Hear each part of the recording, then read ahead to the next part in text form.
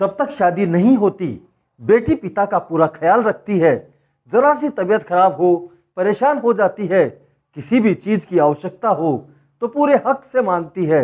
लेकिन अगर उसकी मांग पूरी करने में पिता की कोई मजबूरी हो तो वो अपने मन को मार लेती है, पर पिता को परेशान नहीं करती।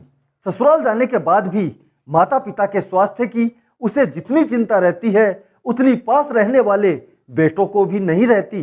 जब तक पिता जिंदा रहता है बेटी मायके में हक से आती है और घर में जिद भी कर लेती है, और कोई कुछ कहे तो डट के बोल देती है कि ये मेरे बाप का घर है। पर जब पिता दुनिया छोड़ जाता है और बेटी आती है तो वो इतनी चित्कार करके रोती है कि उपस्थित सभी लोग समझ जाते हैं कि बेटी आ गई है। और बेटी उस दिन अपनी हिम्मत हार जाती है, क्योंकि उस दिन उसके पिता ही नहीं, उसकी वो हिम्मत भी मर जाती है। आपने भी महसूस किया होगा कि पिता की मौत के बाद बेटी कभी अपने भाई भाभी के घर वो जिद नहीं करती जो अपने पिता के जिंदा रहते किया करती थी। जो मिला खा लिया, जो दिया ले लिया, क्योंकि जब तक उसके पिता जिंदा थे तब तक सब कुछ उसका था। वो हर चीज हक से मांगती थी, लेकिन अब वो भाई भाभी के पास संकोच करने लगती है। ऐसा भी नहीं है कि हर भाई भाभी ऐसे हों कि बहन या ननद की इच्छा पूरी न करें। कई भाई तो पिता से ज्यादा बहनों पर जान छिड़कते हैं, लेकिन यह भी सत्य है कि पिता के बाद बेटी भाइयों के पास उतना हक से नहीं बोलती जितना पिता के पास बोलती थी।